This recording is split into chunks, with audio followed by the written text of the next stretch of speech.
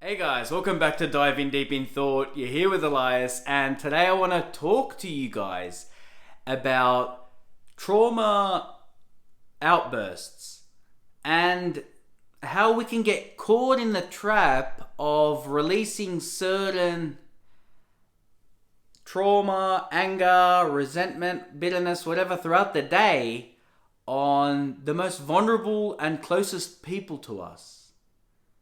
So it's sort of living like a double life in the sense that those closest to us get the most hurt because we're so comfortable to express our emotions to them, even though they may not be the root of that particular anger or trauma that's been built up in us. So let's start. So you have this really stressful job, you go, you work. In your job, you got heaps of problems that you don't want to solve at work because you're afraid that your work problems will come up, be exposed, surface, and your boss will start to think, man, this guy's no good. Or you're afraid that the workers will say to you, create an argument based on you being angry at them not doing their work properly, but you go, you know what? I'll cop a bit more, and a bit more, and a bit more. It's for my boss, it's for my work, it's for my boss, and you let it go for a long time.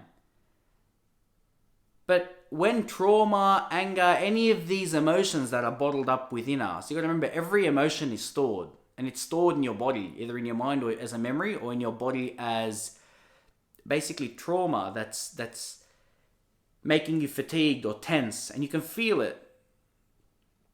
So you keep going to work, you keep building this up, but then every time you go home or you're with your friends and they do something really small, you release that anger on them, or you release that trauma, and it's unwarranted because they did not create that. They're not the root cause of it, but because you're so comfortable around them, you think it's okay that I can do this to them because, they won't leave me. Whereas at work, if I do it, that worker will get upset with me. And what this does over time is it creates this unconscious behavior of treating your most loved ones, your most cherished people, whether it's in your home or your friends. They start to think that you're against them and they don't know why. And two bad scenarios can come from this. The first one is you'd be gaslighting them by saying to them, oh, I yelled at you earlier, but I didn't really mean it. It wasn't something that was intentional. It just came out. I couldn't help it. And you start to backpedal that way instead of explaining to them, look, today I had a really bad day. I'm sorry. If I do yell at you, it's because this happened.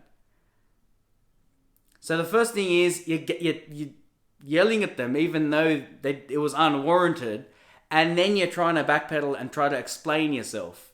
When you could have just at work, if there was an issue, bring it up, raise your concern, solve it at work, and then come home. And this builds up over time. It happens when you're with your friends. Sometimes you're with your friends and you've got a really bad mood and they ask you, what's the situation, man? You're a bit off today. And then you go to them, no, you don't need to worry about it. Oh, don't worry about it. And then it gets you angry. They're just asking you a simple question and then you flare up. And what this will do is it'll make people turn away from you. It'll make people see you in a different light, and it'll affect, whether it's your partner or your friends, your family, your siblings. All these people, this trauma or negative energy that's stored within you because of, say, work or something that doesn't relate to them is being passed on to them because you're most comfortable with them. The easiest way to solve this is to say to yourself, when have I fallen from grace and sort of lost control of my temper or anger? When have I done that? Write that down. When you do it, take a mental note or write it down when you've done that. And then when you have done that, figure out, why did I do that? What was the cause of this? Was the person I'm yelling at the reason why I had an outburst or had an uncontrolled behavioral impulse? And if you believe that they weren't the trigger, then you have to start asking your question, why? Okay, I yelled at my partner because she asked me how my day was. Was that warranted? Is that an equal reaction? Can you not share these things with these people and be honest and transparent with them?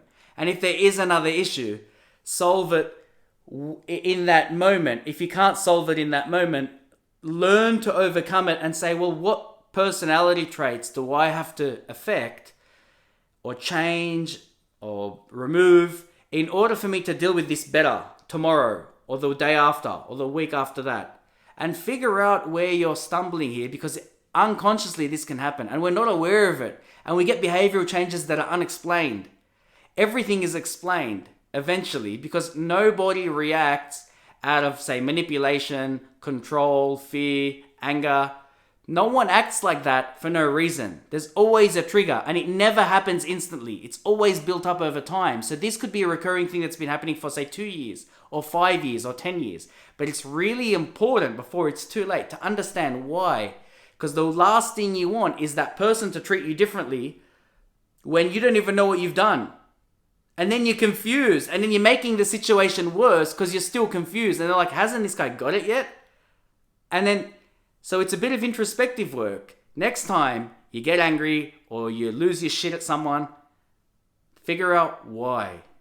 Try to understand when you did that, write it down, and then say to yourself, was it the person I went off at that instigated this? And if it wasn't, then you should feel bad for that and be like, I'm really sorry. See, this thing happened earlier where it built up. And when you're honest with yourself, that energy sort of dissipates somewhat. But then you can learn from that. You don't want to keep recurringly doing this. It'll really affect the relationships you have with people. And these are like covert relationships or covert agreements where you assume that person knows what you're thinking. And then you act a certain way. You cannot do that. Honestly, nobody knows what you're thinking. Even though you've been with a partner for 20 years, they will still not know what you're thinking. Because every day is new and unique. And you could have a problem that just came up yesterday. That doesn't mean that they know what you're going through.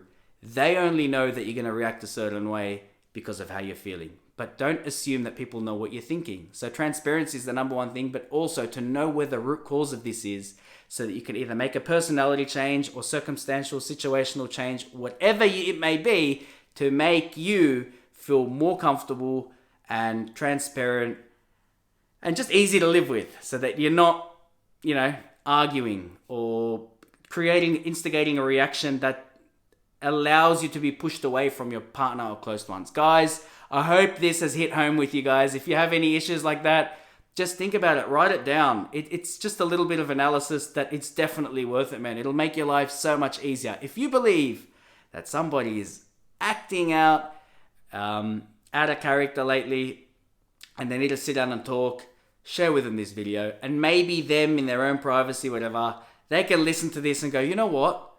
That makes sense. I shouldn't be yelling at this person like that. Or I shouldn't be treating this person this way. That's not fair. Now I can understand why there's a reaction that's unwarranted or unexpected. So guys, I hope this video helped you. If it did, like, subscribe, and share with somebody who you think needs this. And I'll see you in the next one.